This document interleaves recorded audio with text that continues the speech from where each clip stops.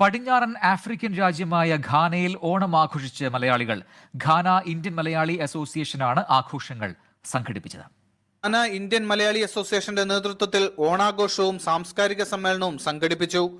Ghana aviation social സെന്ററിൽ നടന്ന ആഘോഷ പരിപാടികൾ ഘാനയിലെ ഇന്ത്യൻ ഹൈക്കമ്മീഷണർ മനീഷ് ഗുപ്ത ഉദ്ഘാടനം ചെയ്തു. മലയാളി അസോസിയേഷൻ പ്രസിഡന്റ് സന്തോഷ് നായർ അധ്യക്ഷത വഹിച്ചു.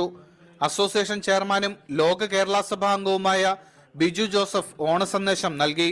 മലയാള തനിമ വിളിച്ചറിയിക്കുന്ന വിവിധ നൃത്തരൂപങ്ങളും തിരുവാതിരക്കളിയുമൊക്കെ പങ്കെടുത്തവർക്ക് വേറിട്ട അനുഭവമായി. കുട്ടികളുടെ സ്കിറ്റുകളും വിവിധ കായിക മത്സരങ്ങളും വിഭവസമൃദ്ധമായ സദ്യയും ഓണാഘോഷത്തിന്റെ ഭാഗമായി. ഓണാഘോഷങ്ങളുടെ ഭാഗമായി സമാഹരിച്ച തുകയുടെ 20% വയനാട് പുനരധിവാസത്തിനായി നൽകുമെന്ന് ഭാരവാഹികൾ അറിയിച്ചു.